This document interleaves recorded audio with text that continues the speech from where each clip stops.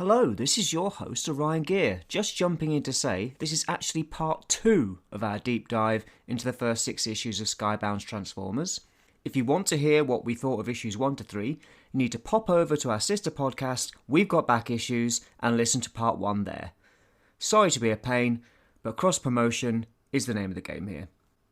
Oh, and if you have listened to part 1, you may as well skip past the intro, because it's the same on both. Just a heads up. Bye!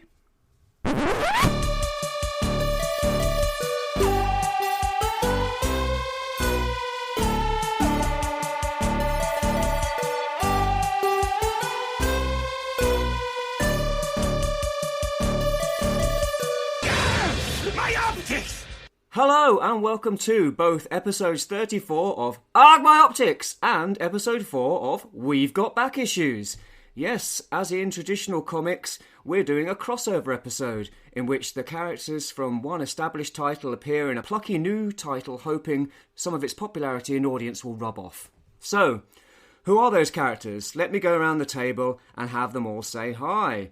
My regular co-host from a podcast where grown adults discuss, overanalyze and generally take a toy media franchise originally intended for kids a little too seriously, usually that of the Transformers, and our token young person, Virtual Dave. Hello everyone. Hi. And joining us from another podcast where two middle-aged men traverse comic book history witnessing tales of daring do, fantastic voyages and tantalising adventure as they revisit the good, the bad and the outright ugly of four-colour comics, the writer of this intro, Galactosh. Hello!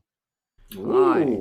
And next to him around our virtual table is occasional Arg My Optics guest host, Transformers Marvel UK comic reader and newly anointed vintage G1 collector, Michael Quintesson. Hi, great to be back on Arg My Optics and for the first time on We've Got Back Issues. Yes, thank you. Thanks for coming. So, and finally, completing our ensemble cast, it's me, Orion Ghia, or Sleeves, or whatever you want to call me, from 2 of those podcasts I recently mentioned. So, why are we here? Anyone want to field that question so I can stop talking for a bit? Transformers. Very philosophical question. There's a new Transformers comic. Oh yeah, and that. Indeed. So essentially, yes, Skybound have just started a new Transformers comic, so we're going to talk about the first 6 issues. If you've listened to us do this on either one of the podcasts, you'll know that there will be spoilers. So if you haven't read them and don't want them spoiled, go read it and come back. And if you don't care about spoilers, continue listening. You have been warned. My optics!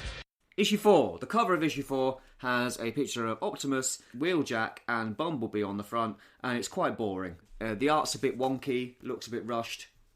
It's probably the worst cover of the lot. I did wonder what Cliff Jumper's holding there. He's holding that rocket launcher from the first episode of Transformers. Oh. Right. Okay. You know, he had that rocket launcher that he tried to shoot some people with right near the beginning. Okay. He went up on a cliff with Hound and got like a big gun out. When he had his little adventure with Hound. Yeah. So he's holding that. So that's another reference. Blimey. He really did watch Arrival from Cybertron, didn't he? He did. Yeah, absolutely. So, yeah, Starscream arrives at the scene of the battle, finding Skywalk's battered body. And he's like, Starscream, help me. And it's. I mean, this feels like another reference to the movie. Well, but it's Megatron. Yeah. Don't leave me. It feels a bit like that, but it's also not really like a direct reference. So I guess, I don't know. No, it's a subtle reference, I guess. As subtle as this comic can get. And he says, Starscream, wait. And he's like, don't worry, I'll be back. I just have some killing to do. Basically, he asks them where they went, and he heads after them. So he transforms into a jet and he's off. And then we go to Ratchet back in the quarry, and Prime is calling him on the space phone, and saying we're being attacked by Starscream, and his face is on the screen. The human Spike is hurt. So they're basically trying to get him to, well, it eventually becomes they take him to a hospital, doesn't it? Yeah. And he says, he does say, because he was rebuilding Wheeljack at the time. And he says, sorry, buddy, your time's going to have to wait. Right now, we need firepower. So, meanwhile, Prime's being attacked by Starscream. Starscream is stood right in front of him, because he's in truck mode and Starscream's in robot mode. And basically, Carly and Cliffjumper turn up and trip him over so that Prime can drive over his head. Crunch. And off they go to the emergency room, as it were. And then the Decepticons attack the hospital. They do seem to genuinely just attack the hospital. Like, not in anything in particular, apart from they just go, yeah, we really want to attack this hospital. We know you're in there, but we're not directly going to aim at you. We'll just blow up the hospital. I think they're going to get the Autobots. Well, no, Starscream basically says, oh, they're trying to repair the humans? That's so cute and disgusting and awful. And I'm going to fire upon the hospital because I'm an arsehole. He's an absolute psycho. He's just being a dick. He says, you're so pathetic, I can't even believe it. You bring the ants to this place to be repaired. I think before you leave us, we should make your ending a little more painful by blasting the very place that can save your precious humans. Okay, this is a small thing. But I had a note. Yeah. How does he know they're called humans? That's true. Yeah, I mean... He's not spoken to any of them or anyone else about it. Fair point. Yeah. Anyway, it's a small thing. He should have probably just should have continued calling them things like ants and whatever rather than humans. How do you know what an ant is? Well, I suppose that's just a vernacular thing, though, isn't it? You know? Like, I know what you mean. So yeah, he basically blows up the hospital and all the power goes out. But reinforcements arrive, and it's Ratchet towing Prime's trailer and Jazz. Sporting what is at this time, well, if it's the 80s, fine. Otherwise, it's a classic car. Yeah. But he is in his Porsche mode. Is it too early to start petitioning Hasbro to make a Ratchet that can tow Prime's trailer? It's coming. It's coming, absolutely. It's coming. My question to you, because you're all much more Transformer nerds than I am. Sure. So Ratchet has gone... putting Wheeljack to one side, saying, no, sorry, buddy, we need more firepower. Is Jazz more firepower? Jazz is a warrior. I think he's a scrapper, yeah. Like, he certainly, he just gets right in the thick of it and starts kicking ass, whereas Is that like the Wheeljack's... biggest firepower they had lying around? Well, early on, yeah. I mean, they didn't have that much. He gets the job done. Jazz was second in command for the Autobots. Joint second in command, yeah. With Prowl. With Prowl, yeah. Right. I mean, I might have done Prowl as what you did as well. Yeah, but Jazz is cooler, and he speaks in jive speak. And he does have I think it's nice to see Jazz at this point. I'm up for it. And also, they missed a trick with Prowl, because they've been establishing the police cars. They could have just had a police car turning up. Prime thinking it's going to be more humans being killed. Maybe. And all of a sudden, it's Prowl. Sure. Just thinking, they missed, a story trick. That probably could still happen. No, but what they're going for is everyone loves Prowl. Everyone loves Jazz. Jazz has turned up. Wow, he's the best. Everyone loves Jazz. Isn't Jazz great? No one likes Prowl. It's true. Prowl isn't likable, actually. It's true. Prowl is stuck up. Not in the same way. Not in any way. He's not a popular character. I think it's fun to see Jazz here. Jazz is talking in that kind of dumb, every reference is a reference to music way. Yeah, because that's what he does apparently. I didn't know what 251 was. I don't know what 251 is. Because he says as he transforms, he goes 251 as he does a wrestling move on Soundwave. He does a wrestling move. It does mean... I mean, it's a reference to something that we just don't know. I know what it is. It is a reference to a jazz chord progression. I was about to say it's going to be something about tempo or chord progression. Okay. I like that, actually, then. In that case, I think that's it's fine. I mean, most people aren't going to get it, I imagine, but, whatever. No, it's not. It's not. Yeah, it's a reference to Notice if you know it.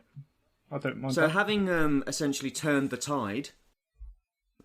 Another reference to Transformers the movie from me. Well, it's a thing that happens in action scenes. The Decepticons retreat, don't they, essentially? And they're left to Carly's like Optimus, and Carly is Spike, and she's crying. But essentially, Spike is dying, and there's no power in the hospital because of what Starscream did. So, hero time. Have you noticed that when they're looking through the roof of the hospital and Spike's laying there, it's very much like Transformers the movie with Prime laying there. I just spotted that. Yeah. Yeah.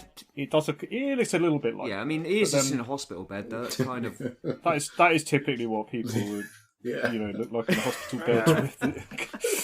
Speak for yourself. I tend to look cooler.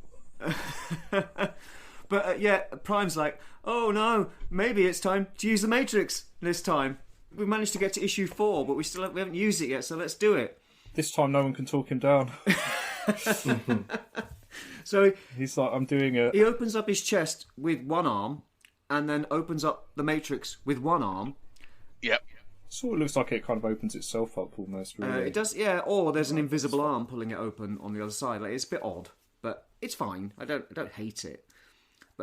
I do wonder whether he thought, maybe I should have ripped his arm off next issue. You know, this is the first time he doesn't actually say, I'm going to have to get the Matrix out. No, he just does it, because if he doesn't... If he just does it. If he says it out loud, someone might tell him not to. Ratchet gets it in the way to go, no, you can't do that. And he'd be like, oh yeah, you've got a great point, like last time. And Ratchet only opens up his mouth after he's done it. Yeah. This time, because it's like, damn you didn't tell me we were going to do this. I'd have told you not to do this. Exactly. But yeah, I mean, it is meant to light their darkest hour and all that kind of stuff. And he's like, no, I'm just going to use it to jumpstart a hospital. To be fair, though, it fits with the character of life is more precious than anything. And it's not just Spike that's going to die. Yeah, absolutely. They do mention that many other patients will as well. So... he does basically save everyone's lives. I think it sort of makes sense. Yeah. So he powers up the hospital. There's a weird thing where someone says, oh, thank God, and someone says, not God, thank metal. Thank metal! A bit of a weird. That is weird. Anyway, we go back to the Ark, where something interesting happens at the Ark. I think it really is quite interesting, isn't it? We get some more body horror. Absolutely, they decide to cannibalise the damaged Skywarp to fix Teletran 1. Why is he still alive? I don't get this. I don't get this at all. It's pretty fucking gruesome. I mean, to be fair, it's not out of character from what's been going on, but the logic behind it doesn't sit right, especially for Soundwave's perspective, because they're in the Ark. Just use other bits of the ship. You're right, the whole thing is Cybertronian technology. They've just been in this one room. Go around the rest of this massive ship and take That's parts. fair. Yeah, they might be able to... I suppose we're supposed to assume that they've already tried that and couldn't find the bits they needed. Yeah. They could have been a bit more like, we can only do it like the central processor from another robot. Yeah. They just could have elaborated a bit more on why this is necessary. They both seem really up for it. Because there must be something there. With Teletran 1, Optimus Prime apologised to it. Oh yeah, it's an when intelligence he blew it of up. sorts. Yeah, it is. Which would make it see it's not just a machine that machine uses. Yeah. Yeah, I think there's something to that. But it's just kind of slightly badly explained. I think this whole thing is also like... the relationships between the Decepticons just seem like quite confusing to me. It's like... I mean, I get that like Starscream just doesn't care. Soundwave is ruthless and logical, but then, like they sort of seem to have friendships and relationships with each other to some degree as well, and it just doesn't really track. Like it's like I'd sort of prefer maybe if Starscream was erratic, maybe, but he's not erratic. He's just like one-track bastard. Yeah, absolutely, and he doesn't have any kind of loyalty to anybody except himself. It's that kind of, mad with power type of thing. Like he's finally, far as we know, he's finally the leader of the Decepticons, giving Megatron the boot, and he's finally in control, and he's just like, I'm going to do whatever the thing that I've wanted to do since I kept telling Megatron I was going to take over. I just Starscream. He's like the dog that caught the car. Like he doesn't really know what to do with this power now. Yeah. No, he's just like, blah! Exactly. I think that's more what it is, because he just feels like he's a child that's got his own way, and he's just gone. The parents are not home, so he's just going mad. but also, I think it's important to him to be the most powerful and to wipe out any opposition. Yeah. So, and he'll do it anyway. And one way, if that means cannibalizing his fellow Decepticon, he's going to do it. He seems to just really he did it so he could bring back Thundercracker. It's like... Well, he did it so he can bring back multiple Transformers.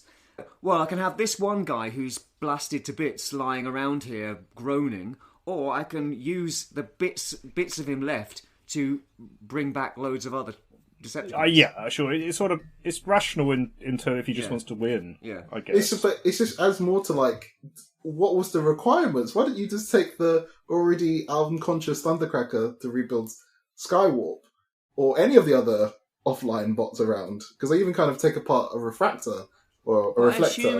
I assume it's got something to do with the fact that he has been regenerated and he's alive and he's got Energon in him or something. I don't know. I agree. It doesn't make a lot of sense. But this comic book is a little bit light on the details. Well, yeah. A little. I don't think it matters. I mean, it's like, I always think with these things where they're light on the details, it's like, it's for expediency. You could write another couple of lines that explains this. It wouldn't be hard to do, but exactly. we're just getting through it. Like, it's not overly detail concerned in that way, which I don't think is a big problem for the comic. Like you say that, but we do move on to a panel of some sick kid just asking Optimus Prime to transform backwards and forwards. Just because it's cool. Yeah. But we do take half a page of that. Another great transformation drawing, I think. Yeah, but it's in service of the story because it's allowing Sparky to see Optimus Prime being compassionate and friendly and a good guy. Yeah. Being like a chill dude. Exactly. So Sparky's starting to realise that he made a mistake. He should have blown his arm off. They're not. Yeah. They're not all evil. Right. I think you're right there. Yeah. So it is in service of the story. So it does. Yeah. I think it's fine. Because he's like they're at the hospital and obviously Spike's recovering, but obviously he's very very he's on death's door. So everyone's quite upset. And Optimus is just hanging out with a kid on an IV. And just transforms for him for fun. Yeah. Which is quite nice. And then that's when Sparky and Prime kind of bond a little bit. They kind of talk a little bit about gods and stuff, don't they? And he says that, you mean gods, don't you? You fall into that category. And he said, because of my size. I would say the same of you, human. Come on. Look at you. Look at me compared to you. True, small but mighty. Or something along those lines. Which, I guess. I don't know whether he's proven that. This sort of makes sense in terms of what happens later. Yes. No, this is just purely a setup for that. But what I mean is it makes sense in reference to something that happens later. So why would you be saying it now? Yeah. I think that's probably fair. It's just foreshadowing, isn't it? That's all. Yeah. Foreshadowing. You can't foreshadow something by referencing it. Like, you know what I mean? Like you have to have a reason for saying something. You know what I mean? You have to have a reason for saying something before the thing happens. Otherwise, your time, it's like the story where the story's going. Yeah, that is foreshadowing. Yeah, but you've got to do it in a way that makes sense. Well, that's different. That's good foreshadowing and bad foreshadowing, surely. Yeah. Well, yeah, this is bad foreshadowing. Oh, that's different, yeah. You can't just start talking about things that haven't happened yet. Because these characters don't know what's going to happen. Yeah, unless they've read the story already. Was that the script? What's that next to you? Yeah, exactly. That's gone on Mel Brooks. It's okay. So back at the quarry, Ratchet says he's got like one more thing that might help, essentially. Oh, after they're having a bit of a talk about the Matrix. Well, they're talking about the fact that he's the Matrix, and that's going to damage him some way, and that's a problem. This is foreshadowing. I like this. I like this chat. Prime's sort of like that. We've brought this to these people that are innocent, and Ratchet's a bit like, but how innocent are they? They were like violent and they fight each other and No, I do. I was like, I think that's quite a good little moment. Actually, it's a bit better than a lot of the character moments in this. It's good Ratchet as well. Like this is the character of Ratchet. That's why he's always been better than Ironhide. He's a much more interesting character. It's referenced that Prime is young, isn't it? And they talk about this. And actually, there was another bit I quite liked earlier. I think maybe in the second issue where he says something like, they just sort of, there's a very brief explanation of war where he just says it was sort of like greed and corruption or something. And then he's just like said that to me it appeared to come from nowhere, and I thought that was interesting. And it's like I wasn't sure. It's like, is it that he's naive or was naive? Because he is meant to be younger, but it could also be more like... Maybe he's still in the process of being naive. It could be like maybe there's an element to this, something we don't know. And it's a little ambiguous. I was like, I don't know, this is sort of going somewhere either way, and I don't know where it's going. I did like the conversation with Ratchet, because he kind of ends it with him saying that they're like us, or, like we're not so different type of thing. Mm-hmm. The way they, they're the same, but they obviously are at war, or... fight. Yeah. Well, he said it's time to think of ourselves, and if you die, we all die, and if we're gone, the Decepticons take over, and what will be left of humanity then? If they're even worth saving. But yeah, I mean, I do think the characterization of Ratchet's great. I do like it. Yeah. I think he's a bit like, it sort of sounds like he's maybe just a bit like he's clocked some of Prime's little flaws, and he's like, I'm just going to like give you some home truths here. He seems to have gone a bit like Hawkeye Pierce, giving a bit of a medic chat. Hawkeye from MASH, when he went into one of his serious rants, it'd be like, I know I'm your doctor, but look, here's some things. And it just sounds like it's directly lifted from that.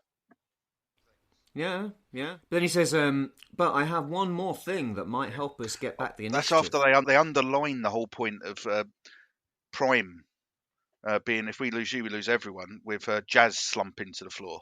Yes, because he's run out of power. They've not got enough energy on. So it's like it's the perfect full stop to what Ratchet has just been saying. Yeah. He's right. Ratchet's right. So, yeah, he says... there's one more thing that might help us get back the initiative, and they have a look in the back of Prime's trailer, and he's like, no, Ratchet, I can't use that. And Ratchet's like, you're wounded and barely standing. We're the last of our kind fighting for survival. We need this. You have no other choice. And then Sparky turns up and says, I might be able to help you with that energy problem of yours. And then we flash to Carly and Cliffjumper at Carly's house with a hole in the wall, having a bit of a chat about family again. About family again, yeah. Yeah, they have something in common. I think this is quite nice. I quite like this little character relationship. I think it sort of works reasonably well. I agree. That essentially, Starscream killed her dad, and Starscream wiped out Cliffjumper's clan. So which is basically his family. Yeah. Well, this is the new Bumblebee Spike, isn't it? It's Cliffjumper Carly. Yeah, I like it. It's a nice dynamic, and it's a different dynamic. Which, it is. Considering there's quite a lot of referentialism in here, it's nice to have that difference, in a way. Yeah. So they're interrupted by Optimus Prime turning up and going, hey, look at my new arm. Yeah. So basically, they've grafted Megatron's arm onto him, complete with fusion cannon. I think Ratchet saw this lying about in the Ark, and he was like, that could be useful. Well, to be fair, it's better than letting Megatron have it back. Yeah, and obviously, at Hasbro HQ, they're rubbing their hands with glee. Ooh, can't wait to make a toy of that. I think this is another one of those things where they're like, this wouldn't mean as much to... If you've never knew anything about Transformers before, this would mean like nothing to you. Mm-hmm. Yeah. And it's like, it's a bit like, well, I mean, I guess we do. And like, how many people, at this point, how many people don't, who are reading this don't have some idea of what this is. What Megatron looks like and what his arm looks like and what his cannon looks like. You would have to. I think it's distracting in terms of following the actual story. You're like, oh yeah, they're doing a thing. They're doing a thing. But like, I mean, how was this even possible? They had no energy. I don't really completely understand. It's just plug and play, isn't it? Yeah, but it's fine. It's a thing, and it's a thing that people are going to go, oh wow, Optimus Prime's got Megatron's arm. How awesome is this? Yeah. Was I the only one who actually thought this was a cool idea? I think this might be a generation. I like this. I don't think it's a very. It's an idea, that's for sure. It's definitely an idea.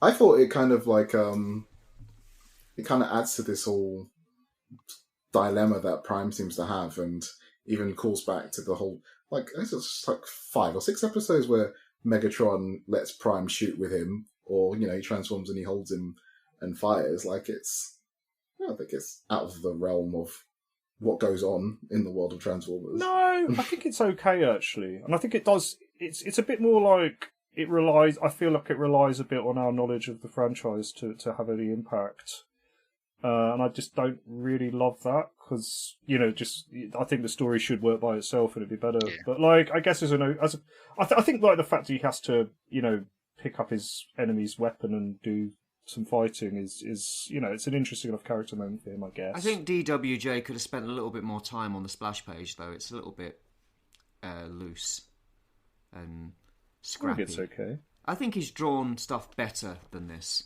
Sure. It's fine, but anyway. Meanwhile, at the murder castle, we've got...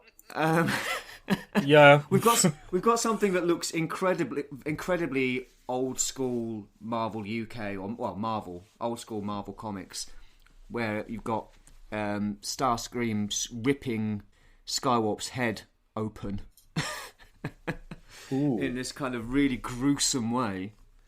Mm-hmm. And that's basically when they're doing the cannibalization, and then they start creating new Decepticons, including Reflector. Yeah. I am the Decepticon leader, today, tomorrow, forever. And then we get a huge splash page of Megatron's body frozen in an iceberg or in a glacier somewhere. Mm-hmm. Yeah. He certainly will be coming back at some point in the future. There's your Michael Bay reference. That's a Michael Bay reference. That's what I mean. Yeah, there are movie references in here as well, and that's one of them. I think there's a few versions where Megatron is not there at the start. Yeah. I guess it's just, but that does sort of add to the feeling this is a sort of remix of everything that's happened previously. Yeah. My optics! Issue 5. The cover of this has a picture of Optimus Prime. Well, it's from behind Optimus' shoulder, and he's reaching towards Megatron's fusion cannon, which is lying upon a big pile of human weaponry, like machine guns and stuff. It looks like maybe 5 million machine guns. Yeah, essentially. Mm-hmm. And then you can see the reflection of Optimus Prime's kind of face looking a bit kind of like concerned, or maybe I shouldn't be doing this kind of look. But he's going to do it though.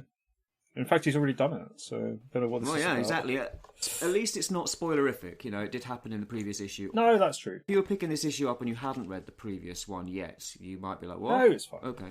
But it's fine. It's not a big problem. Not at all. So we return to the format of the first issue of the flashbacks from both Sparky and Prime, where we've got basically flashbacks to the war that Sparky was in and the war on Cybertron, essentially. And it's kind of mirrored, so it's pretty much the same shot each time. Yeah, and I guess it's pretty clear. It's pretty clear this is set in the past because the army uniforms look like really old-fashioned. They do, yeah. It does look very Vietnam. Army uniforms don't look anything like that these days, and haven't done for quite a long time. Yeah. So I think it is Vietnam or something like that. I'm going to say it's Vietnam. Yeah. It just feels like it. Yeah. And you've got them both kind of losing their shit and attacking the baddies, as it were, at the time, because they just lost somebody. And then we're in. I mean, I don't know, where are we? Are we in it looks like we're in a church with a computer. Yeah, it's a Gothic building. Isn't it very old computer? Is it the hospital? Is it the dam? I don't know. It's hard to say, isn't it? The dam yet, it looks like some command center of some. Is this like the dam? Is this the control center of the dam? Well, that's what Michael just said. It might be. Yeah. Oh, I missed that. Sorry. It's sort of like Victorian architecture, isn't it? Yeah, it's odd. But anyway, they talk about war. I think it is the dam. No, it's definitely the dam. I've skipped ahead slightly and you can see those turrets on the actual dam. So there you go. Oh, there we go then. All right then. Yeah. So they talk about the war. Sparky asks how long the war was. Years and years and years and years. I've lost count, says Optimus. And they kind of talk about how awful war is, essentially, and how it changes you. Mm-hmm. Yep. So yeah, again, more PTSD kind of stuff there. Meanwhile, back at the Ark, they've basically got Skywarp's torso embedded into Teletran 1. They've done that. Giving him the Geordie sunglasses. Yeah, he's got kind of Geordie sunglasses on for some reason. And they're regenerating things. And like, immediately, Soundwave wants to regenerate Ravage. But he's cradling. Yeah. And then punt. The word punt is written behind Starscream punting Ravage across the room. It's absolutely ridiculous. It's sort of like... What, you want to start with the smallest one? Fat chance. Doesn't need to kick him across the room, though. It's just like, he's not a very good politician, is he, Starscream? He needs Soundwave, but like... He's a little psychopath. He's treating him like crap. I'm surprised Soundwave didn't take more offence. Yeah. Well, Soundwave just... He's not really very... He's not going to say anything, is he? He's going to just, like, grumble, but he's not going to do anything about it. No. He might do eventually, I reckon. Maybe eventually, yeah. Yeah, I think maybe he's just biding his time. When he's got his army back. Well, that's very Soundwave. Soundwave does a lot of biding his time. Anyway, so he drags in Thundercracker. Is this a bit of racism? Is it? Just going to... we need more jets. I'm just going to bring the ones back that, Well, I suppose he's one of his subordinates, so he's going to do what he says, isn't he? Yeah. Even if he finds out that he's cannibalised the other one. Even though he ripped one of his subordinates apart. Yeah, so where's the other one that looks like us? Oh, he's embedded in this thing. That's like the first thing he says. Yeah. He's like, what happened to Skywarp? What Autobot did this? He volunteered his life for the great Decepticon good. He does seem to care about Skywarp, actually. I think. Yeah. And I guess they do have... I mean, Soundwave cares about Ravage. I guess... Some of these guys kind of like each other, or it means something. Yeah. Starscream worries about Starscream. Yeah, it's just Starscream that's off the rails. Thundercracker seems like an idiot, though, because they kind of basically... they say, he says it in such a way that it's almost pretty obvious that they've done this, and he goes through the rest of the story being like, I'm going to avenge you like my brother on the Autobots. He's like, can't this guy take a hint? I guess that's why he's not in charge of anything. Again, they use Laserbeak as a plot device to go somewhere. Incoming report from Laserbeak. The Autobots have found our source of energy. What? But that's ours! So let's go get it. I concur with my small friend, and it's Rumble and Reflector. Sorry, Frenzy and Reflector. Well, or is it Rumble, eh? Oh. It says it's Frenzy here. We'll go with that. Yeah, no. We've got to go with it. I thought Rumble had already been made. Well, because it's because we're following the cartoon version of things where Frenzy is red and Rumble is blue. But the reality is that Frenzy is blue and Rumble is red. They just made a mistake in the cartoon. That's all that happened. Yeah. There's no more we can need to say about it. People will still argue the opposite regardless. Can I ask you a question purely for the Arg My Optics podcast? Didn't Reflector used to be 3? Yes. There are 3. Right. Yeah.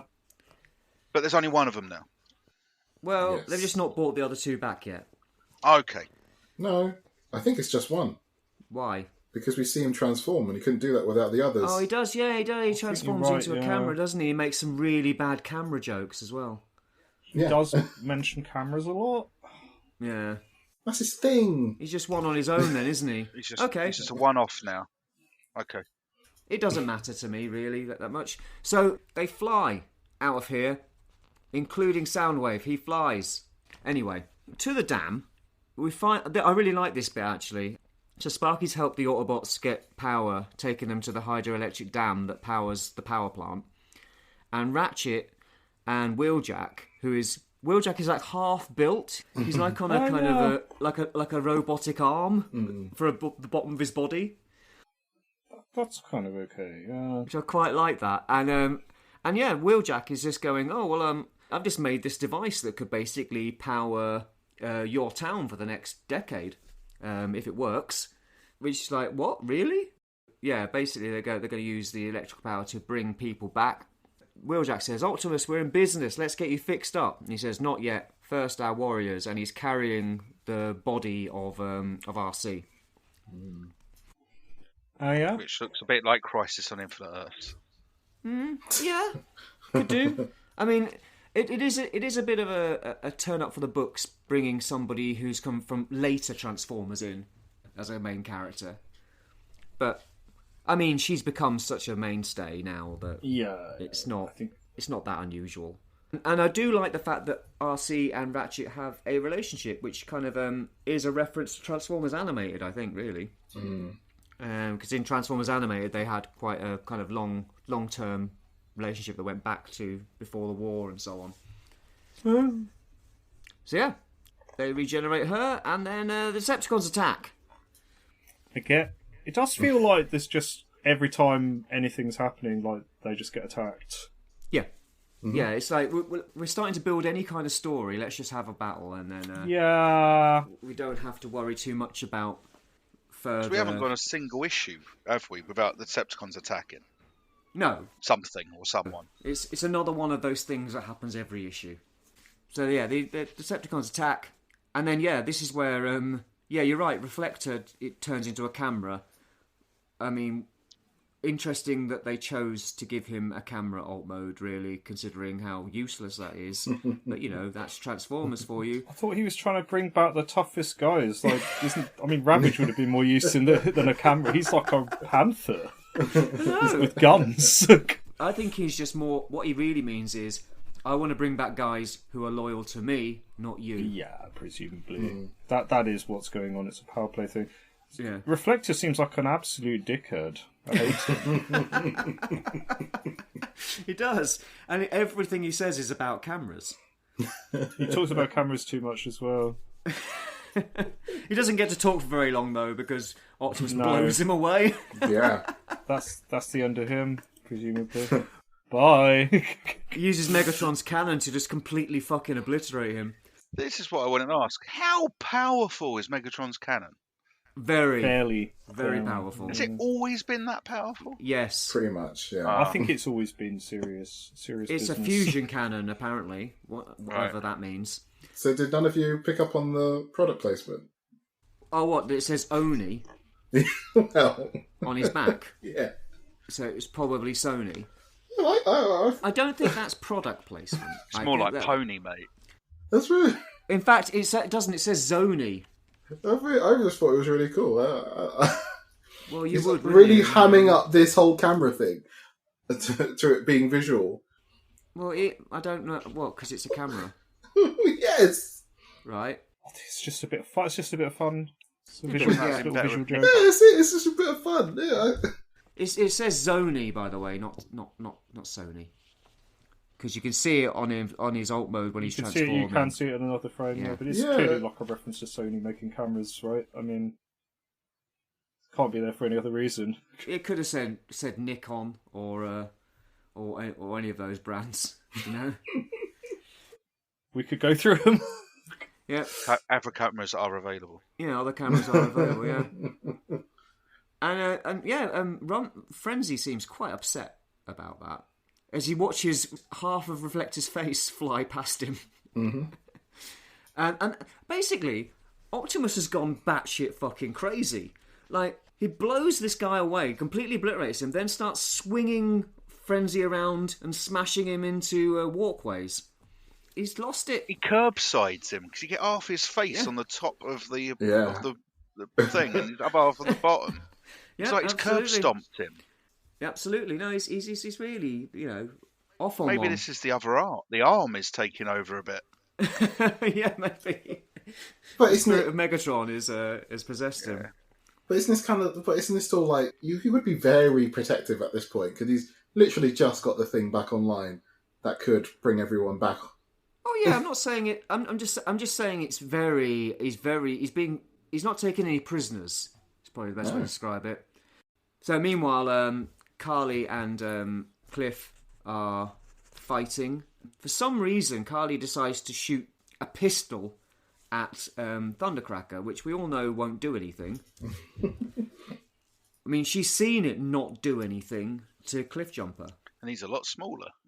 Yeah, so I don't know why she's bothering, but that causes her to fall off the... Well, basically, she's doing it so that she can fall off the dam so that RC can save her. And we can do another bit of Transformers the movie. What? Well, it's a bit where Hot Rod picks up Daniel and throws him in the back. In a way, it's a little bit like that, yeah. It's a bit like that. A little bit. Oh, really? Okay. But it is a bit kind of like, well, okay. I suppose this is the hero moment, and for a change, it's not Prime. So yeah, they save Carly from falling. More fighting. Jazz talking about ballads. Jazz. Oh yeah. And then this is when we get the face-off between Prime and Starscream, essentially. Because this is the bit. Prime heavily indicates that Megatron is about to execute Starscream. Yeah, something like that. Yeah, it says, last I remember, you were cowering in front of this very weapon. Yeah. I was going to say there was a nice reference to repaints as well. Carly says, how many of these planes are there? And Cliffjumper says, too many. That is sort of true. Yeah. So, yes, but you are right. Yeah, he does basically say that, essentially, Megatron was going to execute or get rid of Starscream before things went the way they did. And then there's somebody else on the slab. I can't figure out who that is. Yeah, I was going to ask you if you knew who that would be. No, it looks maybe sort of like Blur. Sideswipe? It's really hard to say who that is. I don't know who that is. Mirage? I don't think it's Mirage, but it's a bit indistinct. Oh. I think it's just random Transformer. I thought it was it looked like Trailbreaker to me, but he's just because of the blasts. This looks more blue than black. But the blasts are red. I'm just saying that looks like it looks a little bit like Trailbreaker, yes. The way the hood is down, but it's a visor, miscoloured Trailbreaker if it is. Paint variant. Yeah. Yeah, I don't think the blasts are what's making that colour. But yes, it might be just a miscoloured Trailbreaker, yeah. So yeah, and then, he's blowing things up. Victory for the Decepti! Ah! And he gets shot in the side by Megatron's cannon, by Prime. He looks quite badly damaged. Mm-hmm. And then, so they retreat. The Decepticons retreat. I think Wheeljack's like, I'm going to have to fix this now. It's going to take ages. And but Prime's like, well, finally our numbers are in our favour. We need to strike while the iron's hot here and head over to the Ark, which is what they do. And yeah, Carly's like, not without me, you don't. And Prime's like, well, it's too dangerous, you can't come. But Cliffjumper takes her anyway. I do like that we see Optimus's alt mode with the Megatron arm, and the cannon is one of his smokestacks. Yeah, I like that. Yeah. That's good. I was thinking about that in the previous panel. I was like, how's this going to work with this arm? And then it actually was that was addressed quite satisfactorily. Yeah, it's good. They did do a good job of it, I think. That's how it'll work on the toy when they make it. Yeah. That's what I mean. Hasbro rubbing their hands together. Anyway, they're heading to the Ark. And there's a bit about Jimmy in it. Yes, that's the vessel that brought us to your planet. And he has a kind of flashback to his son, who was an astronaut. And then Optimus has got incoming. Kroom! What? Says Prime. And then we get the reveal of... Heavy metal. Exactly. This is what I mean about slightly obnoxious. Yeah, that's a bit much, isn't it? Yeah, one of the Constructicons, I don't know which one, no one does, drives into Prime at the, from the side, and it says heavy metal across the panel. It's like, why does it say heavy metal? I don't know. No, it's just because it's cool. It's awesome. Be a t-shirt. Yeah. Yeah. I think this actually does kind of sum up the aesthetic quite well, and that he's really gone for like awesomeness over a lot of other things to the point where it's kind of not always really that awesome. Yeah, it's kind of sensationalist, isn't it? Yeah. So Michael Bay. Yeah. It's not like Michael Bay though. I mean, it is and isn't. I mean, it's similar. It's a similar vibe, but it's not done the same way. You know. I just think it's almost. It feels a bit like he's almost got certain images that he had in mind, and he's almost like worked the story around some of that stuff. Yeah. But I think it's very visual. Like it's not necessarily hugely problematic. No. Dave, you were going to say you're going to tell us which one it is. No, I was going to, but I thought, no, maybe me look it up because you'll correct me otherwise. Only in the edit would he correct you. Well, in the next panel, Ratchet gets his leg chopped off by the one who turns into a digger. Again, what's he called? Don't know, don't care, no one does. And then the one that turns into like an earth mover, which we don't know the name of either, knocks over Jazz and RC. But this is the second amputation, and not the last, of this comic. Sure. It's all very body horror. Yeah. Well, I think there's a real sense of like you can smash them up and put them back together again. Yeah. Oh, there you go. All right, you're going to tell us who they are. Well, there's Scrapper, Bone Crusher, Scavenger, Mixmaster. Well, you can list the names, but we need to know which one's which. Long Haul is the truck that crushes Prime. Right. The Earth Mover, Scrapper. Right. What about the Digger? The Digger. Scavenger, I think. Okay. All right, there you go then. So, anyway, it turns out that this was all a ruse, although, to be honest, it didn't seem like one at the time. But apparently, Starscream knew that they would follow him after he got blasted in the side. He deliberately got himself blasted in the side so that he could... Maybe it was a backup plan. So does that mean he sacrificed the reflector? Yeah. So that they could get Devastator on the field by surprise? I'm not sure. He doesn't feel like that's smart enough to come up with a scheme like this. No, I think he's just riffing. He is really happy about it, though. He is, yeah. So maybe, like you say, maybe he's he's going to go, oh, this is my plan all along. Well, maybe he's so insane, he thinks this is the narrative. Yeah. Yeah. So, look at me now. I'm as good as new with all the Energon, with Teletran 1, with new toys. Constructicons merge into... Devastator, which is a reference to the fight in Autobot City again. Really, isn't it? I mean, that's what Megatron commanded. I suppose so, yeah. It's Devastator. Oh, yeah. I see, yeah. You know, the exact quote of Constructicons merge into Devastator.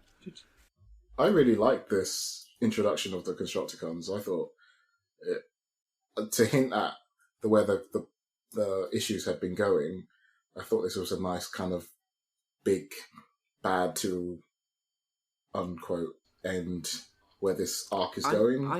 I agree and I don't agree because I think it's the most obvious choice. Sure.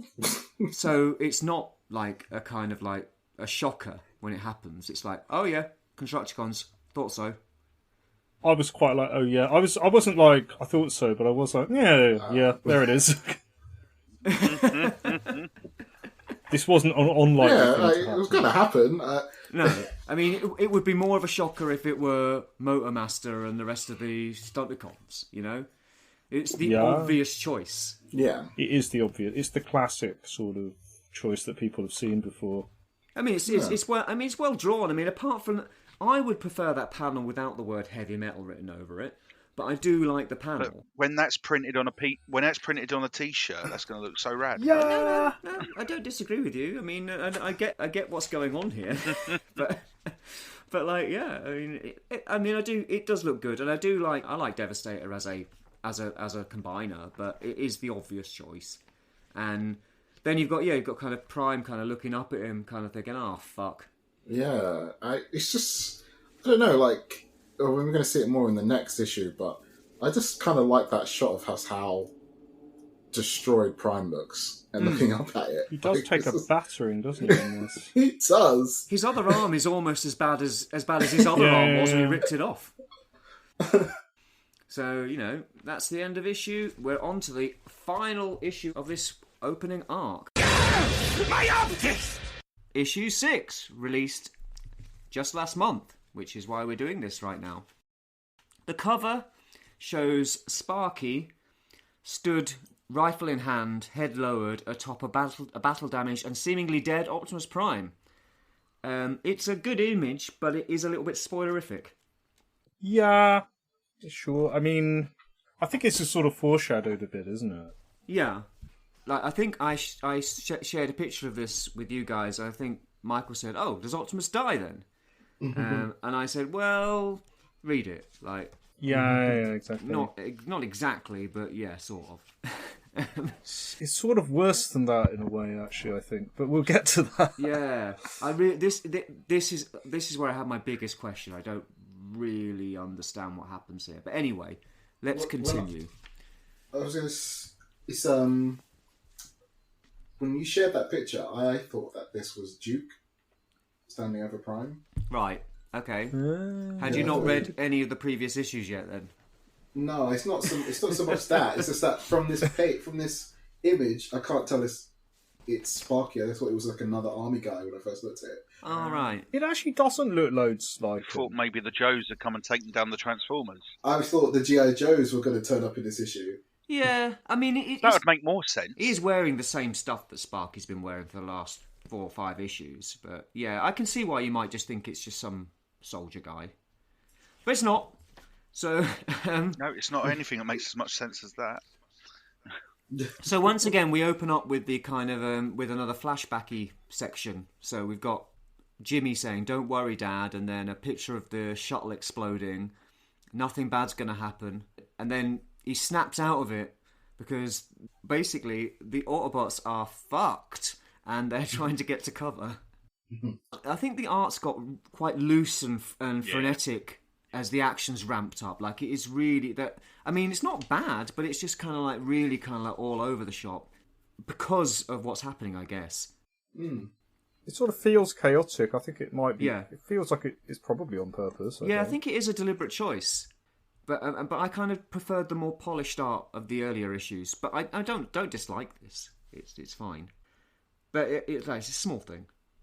So we open in a way, it's the reveal finally that we know that he blew up in that shuttle. But I think we all worked that out by now. He had another son, an older son who died in a rocket accident. Yeah, I feel it was a bit like kind of confusing. I don't know if it's meant. I think it's sort of meant to be not clear, but I was a bit like. Sort of think like there's a guy that died and he's cradling him, and then there's the space shuttle that blew up, and I was like, but he blew up in the shuttle. I didn't realise it was like 2 people. Yeah, it's the horrors of war and the fact that he's lost his son. That they're both kind of 2 separate things. I mean, fine. I think that I don't think that was an accident. Actually, it just didn't quite land for me. Yeah.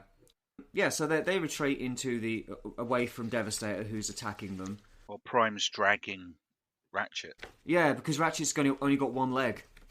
Yeah. And spoilers, that's going to change soon. So Cliff and Carly turn up, and Carly grabs hold of the wheel and like stops him from driving straight at Devastator. I was going to say, so the steering wheel works in a Transformer. Yeah, it's a fully functional car, doesn't it? Yeah, it's a fully functional car. Actually, it turns out that she can do that. She can just override it, apparently. Yeah. But yeah, she basically says, look, let's be more tactical about this. You and I, we're small, not the most powerful. We need to use our heads. It's the only thing keeping us alive. Cool. Yeah. Well, them being small is the only thing keeping them alive, or the fact they're using their heads? Is there anything you can? Their heads, obviously. It's not only. It's not the way it's written. Well, it says, Cliff, listen. You and I, we're small, not the strongest, not the most powerful. We need to use our heads. It's the only thing keeping us alive. I think that's fine. You can read that sentence two ways because it's poorly written. All right, but I'm sure that Cliff understands what she means, so it's fine. And when did everyone start calling him Cliff? I saw Ratchet did that earlier. Yeah, a lot of people call him... I like calling him Cliff. I quite like the idea of Transformers having kind of regular human names like that. Yeah. Makes me think... and obviously the name Cliff just makes me think of Cheers. Yeah. Oh, yeah. And I'm going to call one Bob. It made me think of Cliff. Yeah, where are the shadows? Cliff Richard, yeah. So anyway, they decide to kind of sneak their way in rather than go directly at a giant combiner. Probably the best idea. I mean, yeah. Finally, they're starting to get it. This is where Starscream just becomes a complete fucking parody of himself. He's making devil signs whilst Devastator's trying to stomp people. I'm not into that, actually. I think it's silly. He's doing the devil signs, and Devastator's kind of... It says stomp, stomp, stomp, and he's going, ha ha ha ha, kill, kill, kill. It's a bit OTT, to say the very least. But it's okay, because now Prime's going to high kick him in the face, just like Ratchet did. Lots of high kicking. This is the second time he's been high kicked in the face by an Autobot. He should be wary of these things. But yeah, so they retreat into the Ark, and Optimus protects Sparky from laser fire or whatever. No, that looks more like Devastator's hand coming at him. Well, yeah, his hand's coming at him from behind, but there's also fire hitting them that's coming from Thundercracker, and that's what he's protecting him from. He doesn't see Devastator's hand. No. It's behind him, and that's what it allows Devastator to grab him by the leg and start swinging him around. But why does he swing him around and hit Starscream? I know! He basically swats Starscream away, and we get our first "Aye" of the comic, which Galactosh and I mentioned, I think, in one of our podcasts recently. It's a stock phrase in comics, "Aye." It's the Wilhelm scream of comics. It's the Wilhelm scream. Yeah, absolutely. So, and then he again, this is a move that Optimus used in the previous issue of kind of smashing people against things. He did it with Frenzy. Now he's getting a taste of his own medicine, I guess. Yeah. So he kind of like smashes Optimus along the side of the Ark. And I like how there's like, on the next one, like I said, sometimes the sound effects are great. Like, in the next panel, you've got boom as he kind of slams Optimus down to the ground, and then you've got RC and Jazz shooting at him, and the noises are pew pew pew pew. Yeah, it just shows how kind of pathetic they are in comparison. Yeah, that's good. Yeah, they drag Optimus. The art gets a bit iffy at this point. Yeah, the perspective seems to be a bit odd, and Devastator's chain size seems to have we're back shifted. In the traditional territory of I don't know what size anything is. Yeah, and you've also got like RC's face is mad. I noticed that, and it's insane. It does look unfinished, actually, to be honest. It's okay. It's just something that I noticed. Seems a bit out of step with most of the rest of the drawings. Yeah, I think it's because there's so much going on. Yeah. But yeah, so they drag them in, and Devastator grabs hold of Ratchet's only remaining leg and starts trying to drag him out of the Ark. To which Jazz tries to help him, and Ratchet's like, "Just close it," and Ratchet closes the blast door on his leg, and now he's got double amputee. No legs at all. Devastator's holding his leg, and it's of unknown size again. Yeah, I mean, it doesn't fluctuate too much, but it does fluctuate a bit, doesn't it? Yeah, like it is noticeable. I definitely say that. He's quite pissed off about that, but Soundwave kind of points out, "Oh, I think you could probably dig through to them over here. My scans say that there's like less mountain in the way if you go this way." After asking him to stop smashing up our base. Yeah, it's essentially, yeah. cease attacking. You are ruining our sanctuary. It's a fair point.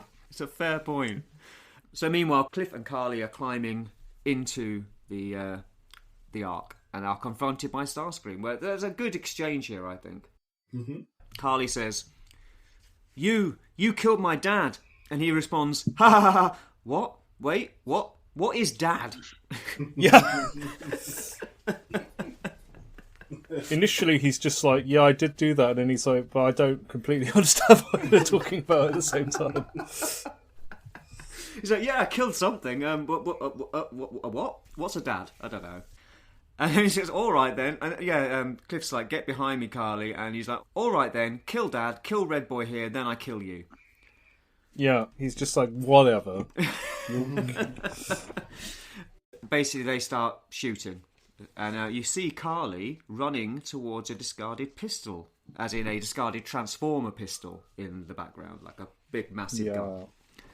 And now we reenact the death of Optimus Prime from Transformers the movie. Yeah, thought this was a bit eye-rolling for me. It was... I've written here... I just wrote, and then we reenact the death of Optimus Prime from the movie. Massive eye roll, I wrote. Yeah. But this time, no one catches the Matrix as he drops it to the floor. Mm. Yeah, it's really like this. I think this is... Sorry, I did reference this before, but that was, that Star Trek movie, Into Darkness. This reminds me of that, where they're like, we're doing the death of Spock scene, but it's not the same. La la la la. It's like... And this is like that again. It's like, this is a famous thing. You think you know where it's going, and then it's not the same. Yeah, I thought for some reason, I thought RC was going to pick it up, actually. I don't know why I thought this. That was what I thought was going to happen. Because she's standing in the hot rod place, that's why. You suppose. Yeah. I guess she's just prominently featured in some of the panels. But then, something much weirder than that happens. Yeah, it does, doesn't it? He says basically, I can feel my gears slowing, RC. My spark is giving way. It's my time. One of you must take it. Take it. And he drops the Matrix to the floor, and he goes tong. And then there's like some booms in the background, and then Sparky says, "If only there was a way." And like Ratchet's like, "Sparky? My men, Jimmy, Spike, whenever something bad happened to them, I'd always think, if only I could have taken their place, if only it was me instead of them." Another boom from outside as the Devastator's trying to get through. "Maybe now is my chance. I know you're going to care for this world like I care for my boy." "Sparky," says Optimus, "watch over them for me. And when Spike wakes, tell my son I'm proud of him." And he steps into the Matrix. This was weird. Yeah? This was Yeah, very that's weird. because he's the all Sparky.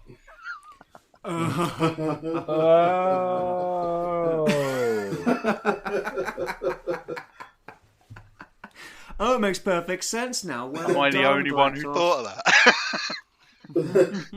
that? So you're saying that Allspark is Sparkplug? Well, there's a reason they called him Sparky and not Sparkplug this time. Yep, well, for no reason other than pure blind belief. He thinks that climbing into the Matrix will fix things.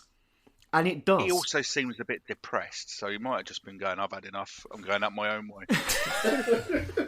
I mean, I guess what, like, there's something mystical happens, basically, and it's weird. Yeah.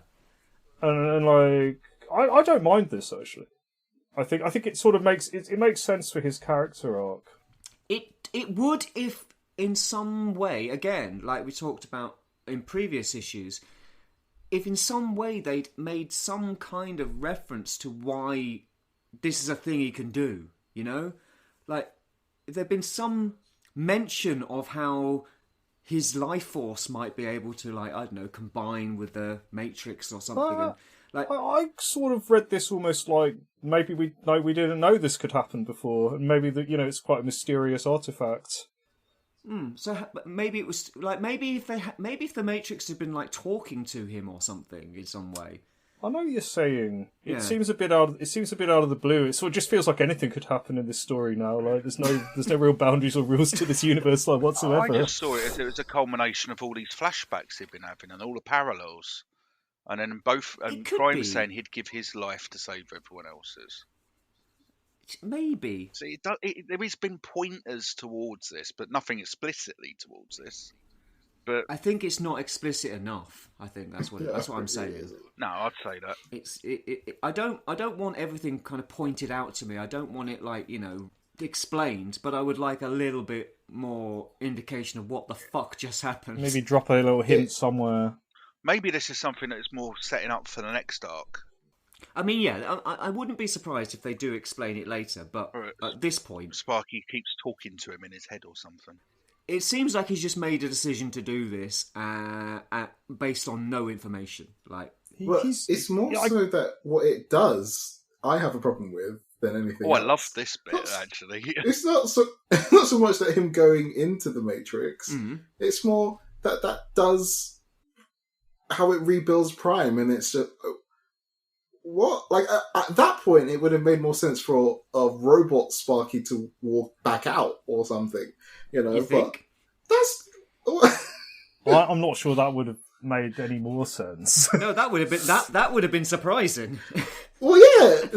If a robot Sparky walked out, I'd be like, "What the?" I'd be even more fucking confused. Because it's all like, they've been talking all the way through about how the Matrix is life, and it shares his life energy, and exactly, it's connected to Optimus's life force. And so he gets a life force in it, and then Prime goes off like he's had a load of coke. I guess this is why. This is sort of foreshadowed earlier when he says he's got like a mighty spirit or something, doesn't he? And then it's like this is kind of clearly where this was going, but it sort of feels maybe a bit undercooked. A lot of this feels like you've got to take some leaps of logic because they can't be bothered to spend a panel explaining it when they could have a wrestling move or an explosion. Yeah, mind you, I mean that's exactly what watching the cartoon was like as well. Oh yeah, true. I think it's more. I think I struggle with this because the kind of relationship between human and Transformer for like the last several series, comics, just like there's that type of whenever there is like some sort of crossover thing, like say like Headmasters for instance, it's very much that there are two very alien things coming together. Whenever there is a reason for the two to mix, they definitely have to build up to it. Like this just feels really... Yeah. There's a compatibility problem, you know? Yeah, like it's like I could understand if this was like another alien race interacting with Transformers technology. Yeah. That are machine based but not Transformers or something. Yeah, or like how Beast Wars were more techno-organic type of stuff. Yeah, or say it was Circuit Breaker from the original comics. Like someone who had some kind of connection to Transformers technology in some way. But it's a thing, and it's happened, and I guess we just have to live with it. One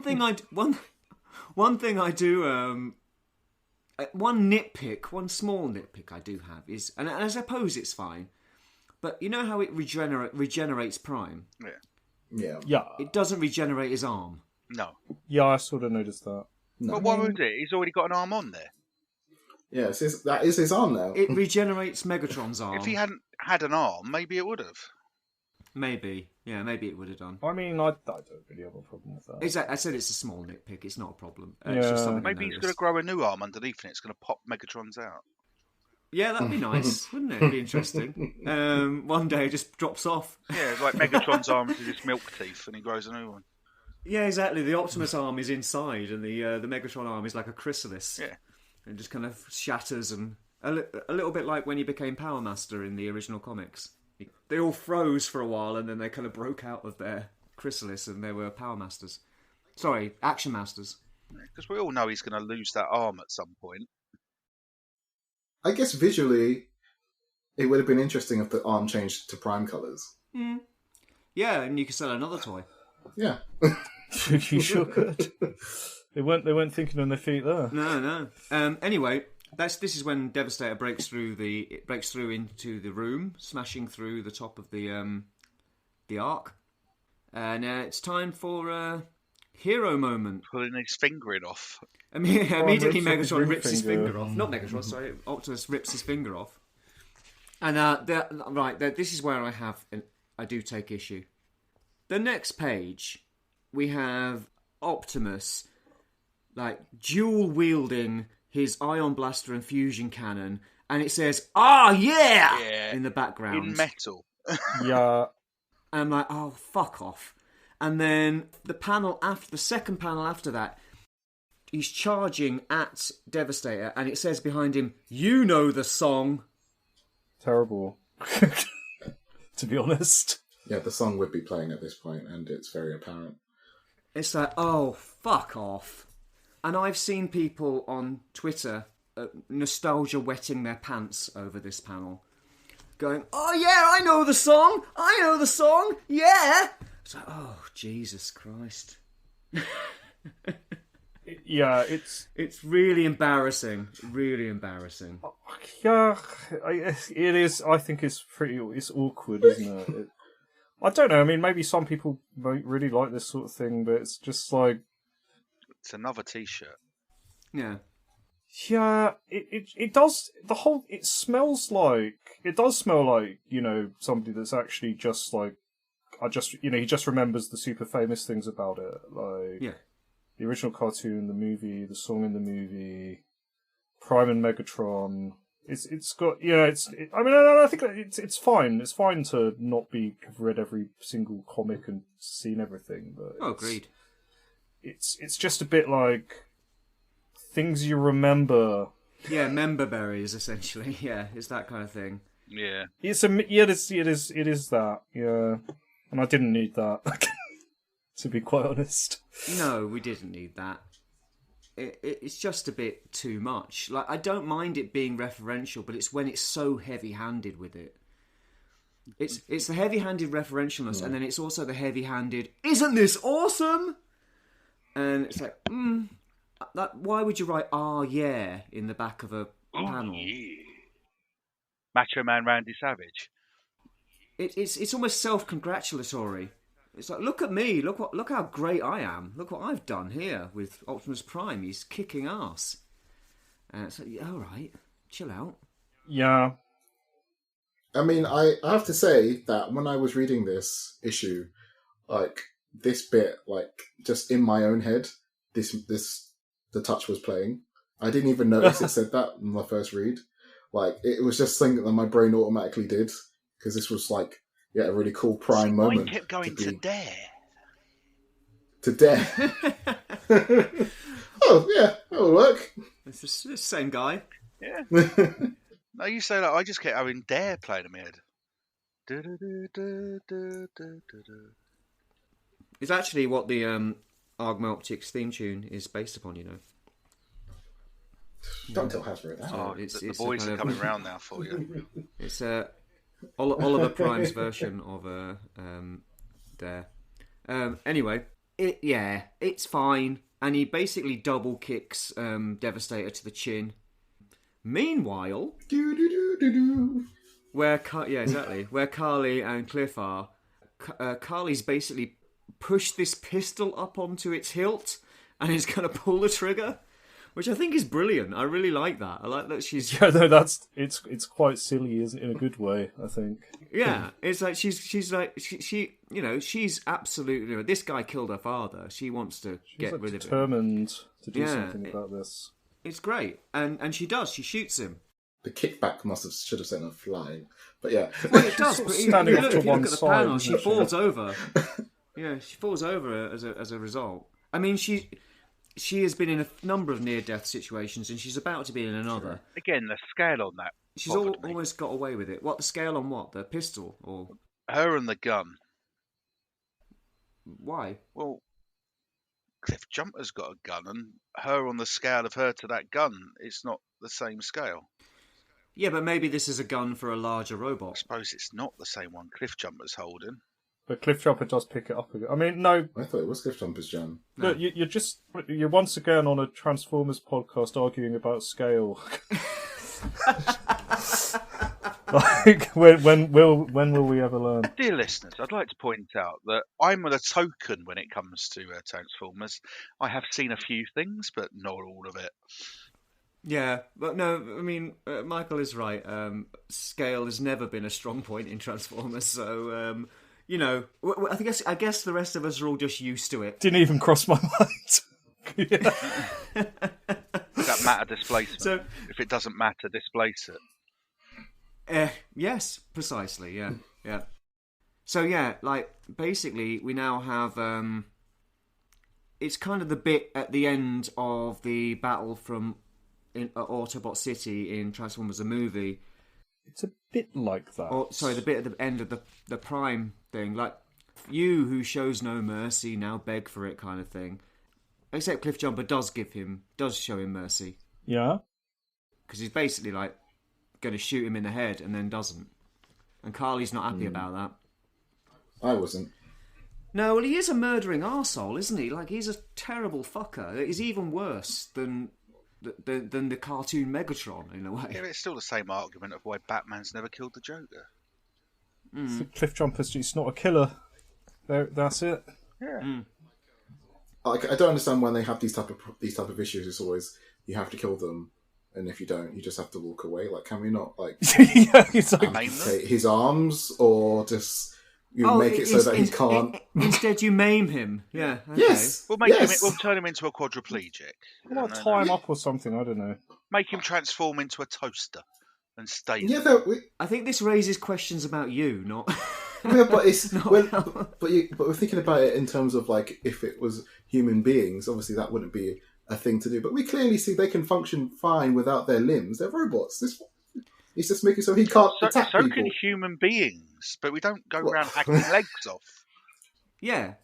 I mean, we used to back in the olden days. You know, we used to chop people's hands off for stealing. But like, it's pretty brutal. Yes, it is. I'm not saying it's not. I just think it's more of a better response is let's let the murderous guy go and immediately grab the ally I was trying to protect. I don't think if this are the two options, I'd pick. Why don't we go for the Fantastic Four and the Skrulls approach? You hypnotise them, make them transform into cows and stay in a field. Yes. We'll do that. Hack his system. Go ahead.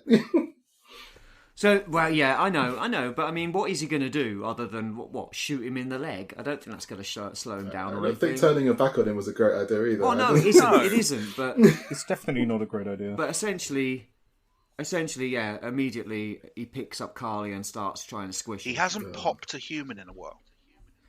No, it's been a little while, hasn't it? So he needs to get that done. Definitely about to. But he doesn't seem to be very effective at this one. Maybe he's tired. They seem to have carried over this characteristic from the Bumblebee movie, because Dropkick in that film had the same fascination with squishing humans, and it seemed like very fun for him to do, like like popping bubble wrap. Yeah, I suppose. Yeah, I mean, to be honest, he just starts to squish it, and then we cut to the action outside. Yeah. So maybe this action is happening simultaneously. Because essentially this is going to interrupt what's happening with Starscream.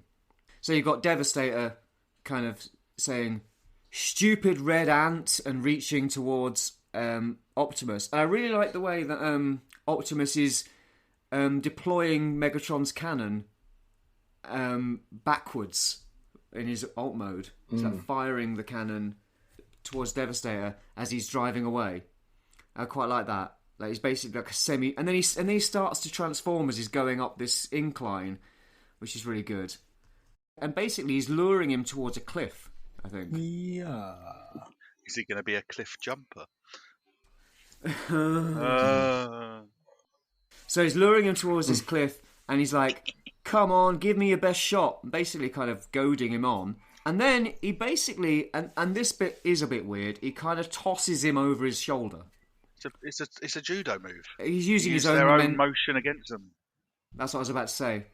Yeah, it sort of seems a bit like he's like supercharged from this Matrix. He's got like a burst of like unusual strength from this. Again, it's not made explicit, but like that would sort of explain what was happening a bit. Yeah, he chucks him over his shoulder, and you get you can see Starscream kind of backing away, squeezing Carly in his hand, and Cliff's like, "Let her go," and then you have this, I think, very impressive double-page spread of Devastator basically landing on Starscream. Yeah, it's good. Actually. And Starscream looking in complete fucking agony. I mean, it's very lucky that Carly is thrown clear again. She's been thrown clear of a few things, and that is a really nice page. Oh, for sure, yeah, it's great.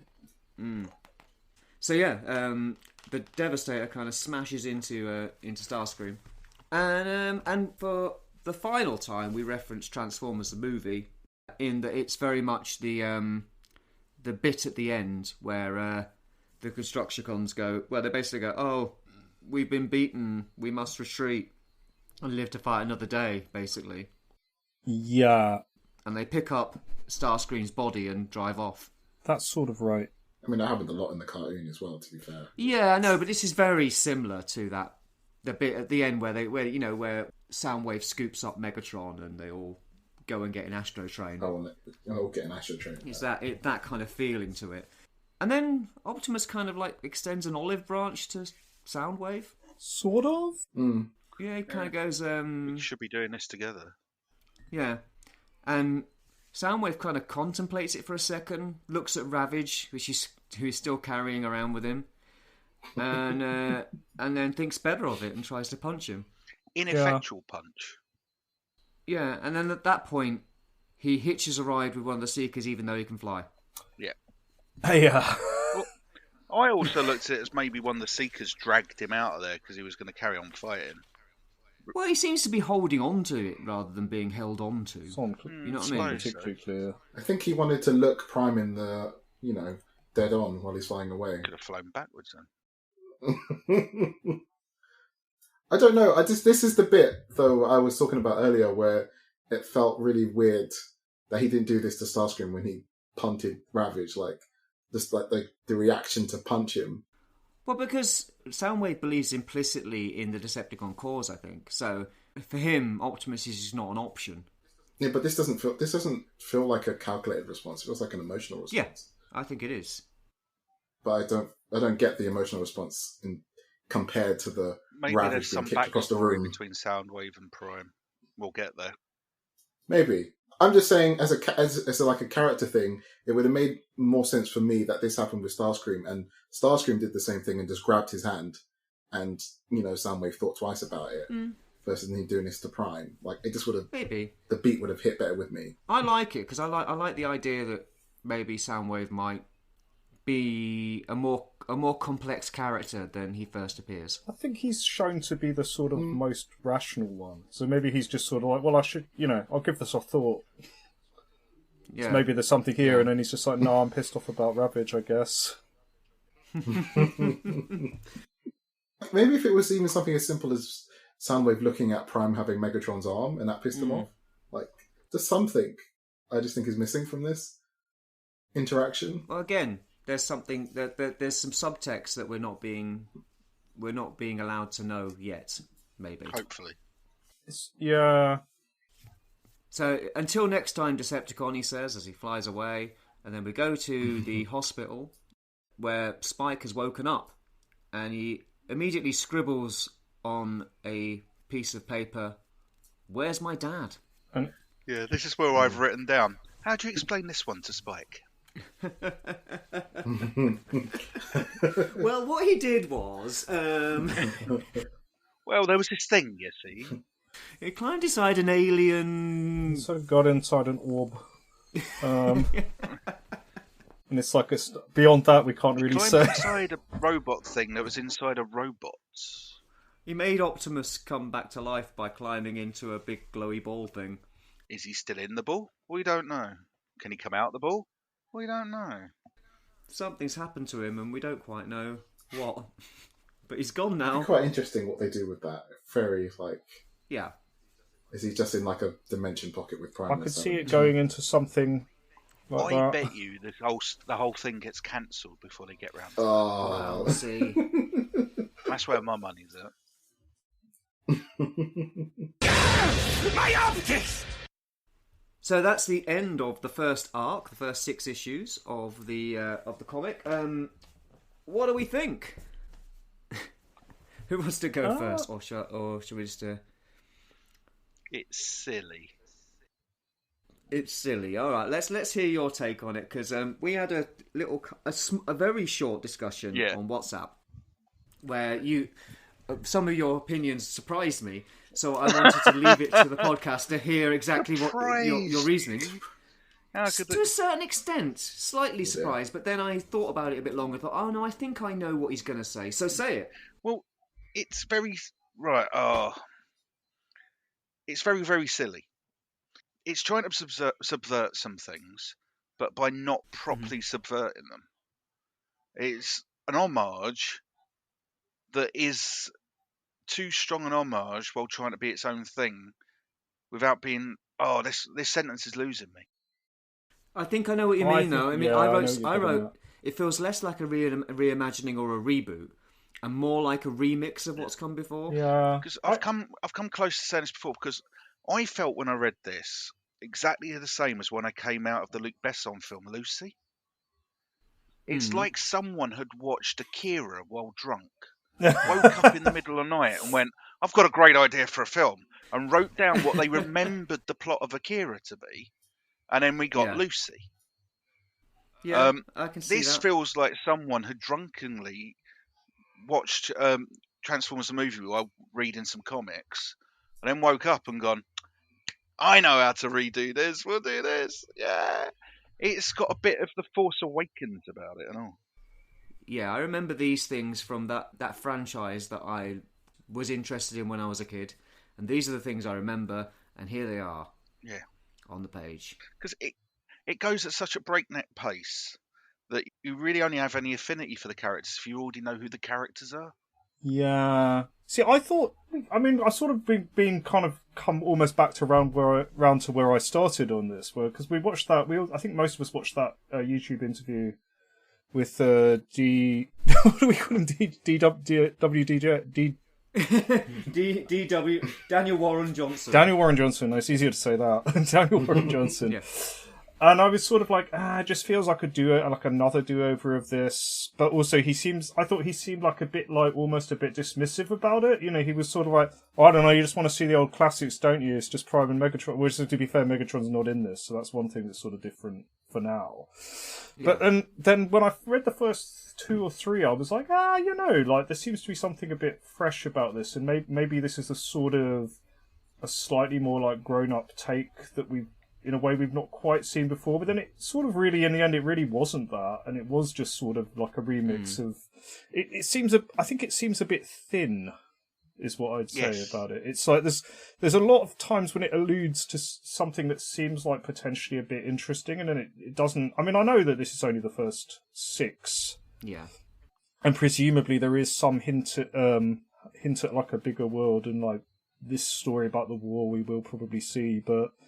It sort of makes me wonder if he's really thought it through, because I don't feel there's like a lot of those hints coming through, and it doesn't feel like a particularly well-developed world, I think, at the end, and it is overly reliant on things you've seen before. Yeah, that thinness that you're talking about, I said, I do think it's very referential to G1. It's referential to the original designs, it's referential to the original story beats and the elements of G1 media in general, and the bits that he's most familiar with, which sadly are the shallower end of the narrative pool, as in like the original cartoon and the movie, with like dashes of the live action movies or whatever. Like there's no subverting of expectations here. It feels a little bit on rails to a certain extent. Because this is also what I meant about I don't think this is good for getting new people into Transformers. No, I did think that. I think there'll be way too many questions for a newbie. Whereas if you know what it's going about, it should be an all ages book, and it's not. No, it's not that. I mean, I don't. An adult book. The violence isn't that. I don't think the violence is that over the top. It's maybe a little bit much for really young kids. I don't know. splatting a person between the palms of your hand. And also the squishing and the blood going everywhere. No, sure, it's a nasty idea, but I mean, I think that comics, it doesn't linger on that stuff too much. I mean... Go on, Dave, you've been quite quiet. I was going to say, I have a slightly different take from the comic book. I actually think that it does a good job in terms of, if you're looking at perspective of new readers, because as we all know, I'm not the biggest comic book person. I don't particularly read comics like that anymore. But this, I found it quite engaging. I actually liked each issue, and it made me want to read the next one. Like, I actually would continue reading this, beyond the podcast. Like, I kind of like, there's enough things that are different for me to want to know what's going to happen. Either good or bad, like, I'm very intrigued to go to what's going on with Sparky and the Matrix. And then also how they're going to introduce stuff, because I've even read some of the G.I. Joe stuff, and some of that has got, like, answers questions about Megatron and things. Like, I'm actually quite curious where this goes. Like, it's very samey, yes, but as a Transformers fan, like, you're going to have to do those things anyway. Like, I get it. Like, I understand the whole iconic characters you have to bring up every time. Like, I mean, look, it's been going for 40 years. Like, we've done this song and dance before. I get that that's part of the sing-song, but I kind of like what they're doing. But is that because you already know something about it? Like, you're saying new to comics, yeah, fair enough. Don't really be a comic reader. But you're not new to Transformers, by any means. No, but I mean, like, in terms of a story being told via like, I've tried to read IDW comics. It's very different from what I would know of Transformers. And like, it doesn't hook me in the same way. Like, a lot of the later stuff with, like, James Robertson stuff is more interesting, but, like, if I was reading the original IDW first few issues, which I think I did, some of them, it didn't grab me like this has grabbed me. Well, I think you're in the perfect position because you're a Transformers fan, so you get the references, you understand the character beats already, so you're not missing any of that. But you also haven't really been reading the previous comics, and you don't see that it's. So but it's still, you still must see the beats from Transformers the movie and Arrival from Cybertron and so on. Like, there are just warmed up kind of redone ideas. Oh yeah, but I think I'm still like a good 10 or 15 years, where that's like, I'm still okay with that. Like, I think it's fine. Like, look, there's obviously an audience for this comic out there, and Dave, maybe it is you. Yeah, I don't mean that in a derogatory way. No, I think you're right, because I think I found IDW a massive barrier to entry because it was so much to hop onto, and it was difficult, so daunting. I just couldn't grasp it. But it's like I've loved every bit of it. Yeah, I think that kind of level of baggage can, sort of story baggage and world building baggage can be, it's like it can get too much. And it can start to pile up and get like contradictory and confusing, and you're just like, I don't know what's going on. Like, you've referred to something like from 10 issues or like 100 issues ago that I have absolutely no idea what it is. Or from a one shot that I haven't read. Yeah. Like, and that did happen in IDW, so I do understand that criticism of IDW. Early on, they really kind of went for it in kind of world building across various comics, and it did get messy. And like you say, Phase 2 was where people actually liked it more because there was more of a defined story going on, rather than, oh, this is happening over here and this is happening over here and this guy's referencing that thing happening over there, but you need to go and read that now to understand why he's talking about that and what happened. There was a lot of that in early IDW, which is not happening here because you just got the one title. But you do now have the G.I. Joe titles and Void Rivals and stuff, so they might, we might end up there. We'll see. Yeah. I do think it's well written, and I do think it's well paced. Like, I don't think it's a bad comic. I do actually quite enjoy it, and I am interested in reading more issues, and I will read more issues. it's got some great action. It's got great art and color palettes and so on. Like I think the colorist needs a shout out for that. The colors are great. I mean, I think I think the art is the best thing about it for me. I think it looks great. I mean, some of it's a bit scrappy, maybe. And we, some of those like, the song things are a bit much, but like, I think he's a good artist. Like, it looks fresh. It looks fresh, actually. I think it looks fresher than the writing. Yeah, and I do appreciate that Megatron is absent, and even though that feels a bit Bayverse. And killing Bumblebee early was a bold move. It's a good start, and I am excited to see what comes next. But like, I do also think that he needs to get out of that heavily referential rut. Like, it's fine maybe for the first 6 issues to do that, like to kind of to go right. I'm going to give you what you're expecting in a way. I'm going to show you, use a lot of tropes, a lot of and kind of go, here you go, this is Transformers, right? And then go somewhere interesting with it, that'll be fine. But if it continues to be like that, then it could get tired very quickly. It feels like he doesn't know like how much this has been retrodden already. that's how I'd say. It's like he's not. It's like he's just sort of woken up after like a 20-year sleep, and he's like, I'm going to redo Transformers. No one's ever done that before. That's the vibe I get from this. I do think so, and I do. I mean, I do think that he's done it's a fairly good crack at it. Like, it's a better crack than most people do. Like, it's not tiresome and annoying. It's just there, and you can see it, and it's obvious. No, sure. I enjoyed it. I enjoyed it overall, I'd say. Like, I was not expecting to enjoy it much, and I probably didn't. Yeah, I did certainly enjoyed it a bit more than I was expecting. I think there's a few things that made me groan, but yeah, like it's got loads to. I think it's got things to recommend about it for sure. Like, it's not. I wouldn't say it's bad, but there are a few things that bugged me. Just because I thought it was very silly doesn't mean I didn't enjoy it.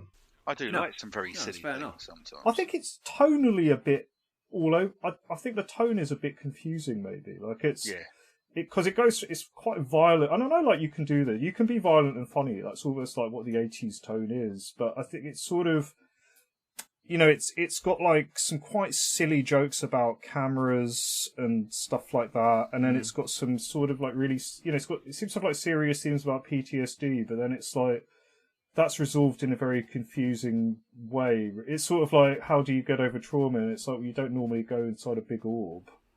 Like, no. So what's that? Is that a metaphor for something? Like, I don't know.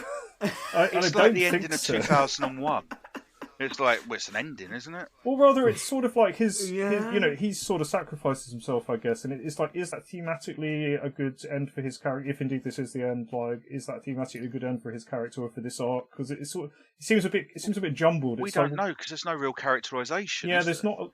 Well, the characterization it's bordering on caricature. Yeah. When you come to people like Starscream, Prime, it's very like, this is what they are. They do this one thing, and they're amped up to 11. In certain ways. I would have liked like one or two more lines to give Starscream like some sort of like texture, I guess. Yeah. Like, he's just an evil asshole, and it's like, I know there's a sort of, you're told at the start that he wasn't always this, but it's just like, he's so one track.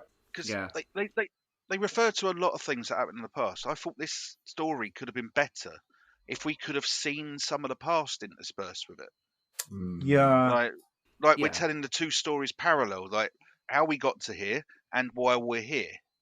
If they had told those two stories parallel, like, even if it was like flashbacks in the middle of an issue, I did it as a proper non-linear narrative type thing.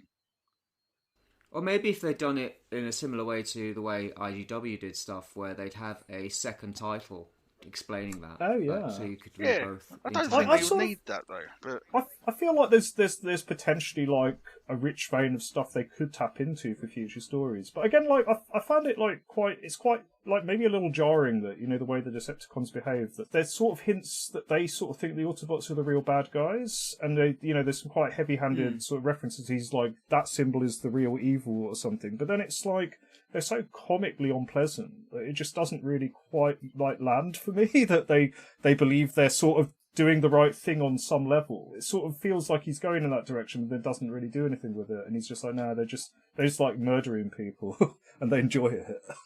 Yeah. Well, it's very like not unusual for Decepticons to be more than just, you know, pricks. Well, yeah, exactly. It's like it's not very common for them to get that type of substance, and so maybe it's like after the war when they have to basically say, "I'm sorry that I did this thing for years," and type of stuff. You get more context to character, but it took a while for like that to be a thing in like a lot of Transformers media, where like the Decepticons were more than like the faction, and even if it was like maybe like the Combiner teams were a bit more close knit together because they were a team within the team type of thing. Like you don't really get a lot of that in the Decepticon I mean, they're super one-dimensional in the old cartoon and stuff, obviously. But like, I think it's more that he sort of hints at more, but then he's just kind of like he doesn't really do anything with it. Yeah, I think that's it. I think, yeah, sure, if they're going to be one-dimensional, be one-dimensional, but don't do half and half. Like, don't. It almost feels like another reference. Like, I'm going to reference the fact that there's more nuanced versions of this out there, but then I'm not actually going to make them nuanced. Yeah, because you are right. Starscream does kind of say these are the real bad guys. These. But it's like, what's that doing there? If it's like not going to be explored, and I guess it's like, again, this is only the first part, but like, given this is a complete, you know, this is sort of a complete story. Like what you know, like what do these guys want? Like I'm so unclear about it. But wasn't that always like like a thing that kind of came up with like the propaganda of what the Autobots were doing to just like get the bigger guys involved in the fight and stuff? Like it's, you know, it's something that they definitely experimented with before. Like I can see them like bringing it up and explaining it. Yeah, but I think it's just the fact that, like, on one hand, you've got a reference to maybe the Decepticons thinking they're right. Yeah, like they've got a different ideology or something, but then they're kind of just bastards. Yeah, on the other hand, you've got them acting like kind of Saturday morning cartoon villains. Yeah, might as well give them a moustache to twirl. So it's like, it's either or. You can't do both. It's quite difficult to make those two things knit together. You either go realistic and kind of like, this is a war, both sides have their issues with each other, and maybe the Decepticon point of view has some merit. Or you go, the Decepticons are comedy, evil, Saturday morning villains. Yeah, and then maybe you can deepen that down the line. Maybe they're saving that for Megatron, because like we're only getting that really from Prime. I think they are, actually. I think you're probably right about that. Yeah. They're definitely saving something for something. Otherwise, this is ridiculous. Because in 6 issues, they've covered about as much plot and depth that most comics do in 2 issues. Yeah, I agree. It is quite decompressed. We have seen, like, 1 act. Whereas in a 6-issue arc, we've normally got through all 3 acts. Because it would be an arc. Otherwise, this is just like really, really weirdly dispersed filler of setup. It doesn't feel much more than like a feature-length episode. But 6 issues in, we've learnt nothing. We know nothing. We've learnt some things. Well, I mean, we've learnt a few things. That's just because, like, every time we were on the cusp of learning something, they just started wrestling again. Yeah. Every time he got a character moment. Yeah. Well, thankfully, this marks the end of Daniel Warren Johnson drawing. Oh. I don't know for how long, but there's a new artist on the book from the next issue. Okay. But is Daniel Warren Johnson still the writer? He's still the writer. Okay, but I mean that will affect things, because I think he's very. It really feels like he's almost built it around a bunch of images that he wanted to, that he thought were like badass. Yeah. But it's like they were good, you know. They were well done, like by and large. I think they looked. It's like you could have a great poster of a lot of those things. Yeah. Some of them were badass. Absolutely. Yeah. Some of the things that happened maybe didn't make sense narratively or for the character, and you were like, okay, why is he doing this? But they did look good. Yeah, I think as a collection of, it's almost like, I'd almost like to look, you know, you could almost read it without the script and just be like, this is a great looking set of images that's really sort of kinetic. So like Michael Bay. Yeah. Oh, sorry to keep bringing about Michael Bay. That's all I kept thinking. It's like, did this remind? It's like Michael Bay, but silly. Yeah. Zack Snyder, but. Well, the referential bit, yeah, I'd give you that for Zack Snyder. I know what you mean, yeah. I'll tell you, I didn't love this, but I thought there were good things about it. That would be my sort of snappy conclusion. I think there was enough that I'm gonna read the next 6 issues. I just won't buy them in one go. Yeah, I'll get them somehow. I have them on my pull list, but I mean, if I could drop it, but not for now. I'm interested enough that I want to keep reading. This is doing well, and I do think it's doing what it needs to do. Like, whether or not I don't know if it's attracting new readers. I suppose you're getting people who are coming across because they're a fan of the artist slash writer who maybe are on board because he's got a bit of buzz. He has a following, I think, doesn't he? Yeah, and obviously Transformers fans are just rabid about this kind of stuff, and it's not bad. So. It is good. Like, it's not an awful comic. No. But as for whether it's going to be making waves, like, massively within the comics community, I don't know yet. I mean, I don't know, like, maybe I'm coming down to the more cynical side of this, but I almost don't see how, because it's like, what's it doing that we've never seen before? Nothing, except the visuals, maybe. It's like, there's nothing... It doesn't feel very... It's like, I don't feel like I'm going to think about this very much afterwards. No. Maybe it was just like too much action.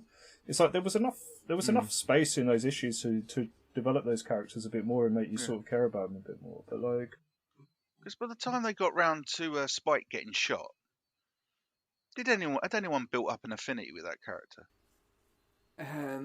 Did anyone actually go, oh, that's shocking? I'd say it was on the wrong side of being efficient with that stuff. Like, some of those little character moments were quite good, but there sort of weren't maybe enough of them. Yeah. No, there was nowhere near enough. Or earned. Yeah, again, it's got that thing of like... It was like it demanded without earning. We know who Spike is because Transformers, but then this is sort of a new read on the character, so we also don't know who he is. I watched people, like Transformers commentators and so on Twitter and so on, saying, like describing every episode, every issue as like a gut punch to the emotional beats and so on. It's like, I think you're only going to feel those emotional beats or feel those gut punches if you already know the characters and already care about them, because Spike was just there and you had a few character beats with him, then he got shot. And people are like, oh my god, they shot Spike? And it's like, well, yeah, but if you didn't know who he was, you wouldn't. I feel like maybe that would have been something for the next. Upset. Build him up a bit more in these issues, make him a character you like, and then shoot him in issue, shoot him in issue 13 or something. Well, that's what I mean. There does seem to be a rush to get to the big stuff, like, oh, let's get the Matrix open as soon as possible. Yeah. Let's do it in issue 4. Like, it's like... We could have saved Devastator. Are you saying Ratchet might have been someone telling the writer to stop doing this? It's like, let's get the Matrix open. Hold on. Hold on. Ratchet is breaking the fourth wall. He's actually one of the people on the writing team, or someone working. It's the fella at Hasbro going, no, not yet. Yes, exactly. It does seem like there's a rush to get to those beats too quickly. He knew he was only going to draw the first 6 and he really wanted to draw all these things. Like, it feels a bit like that to me. Yeah. And I guess that's not the worst motivation you could have. Yeah, but I'm sure if he wanted to, he could have continued drawing longer. Yeah. It's just got to kind of like, I want to cram in as many awesome things, like sort of hashtag awesome things into this as possible. Mm. Yeah, I agree. And some of it is kind of awesome, I guess. But yeah, it sort of does. It doesn't quite take time to smell the. I mean, there's that one scene where like Prime is transforming for that guy on a drip, and it's like that was a nice little. That was sort of like one of the only times it sort of stopped to smell the roses a bit. And yeah. That whole issue is the only time they actually bothered to do any character development. Yeah, it doesn't slow down enough. I think it's probably the best way to describe it. Yeah, it's full pelt. Too kinetic, too frenetic. It's like there's nothing wrong with that. There's nothing wrong with that. But but occasionally just take a breath and they're demanding things that they're not giving. Like they're not earning what they're demanding from the reader. Yeah, I mean, like I say, I did enjoy it, and I will read more. I'm excited to see where it goes, but like. Yeah, I just have a few concerns, but we'll see how things work out. I mean, I suppose if you compare it to, say, IDW, it's far less ambitious in scope, but that doesn't mean that it can't become more ambitious in scope. I think it can be good to start with a narrow focus. Yeah, because Phase 1 is very different from Phase 2, isn't it? Well, yeah, but even Phase 1 IDW was ambitious in scope more than these 6 issues are. Yeah, but Phase 2 is more cherished and like thought of when you think IDW, isn't it? Well, it is, yeah, sure. And that's what I'm saying. They could go somewhere with it, definitely. But it's just that it doesn't seem to have that kind of ambition and that innovation and thoughtfulness and kind of world building and at times kind of like hard sci-fi that Marvel and IDW had. It doesn't do any of that.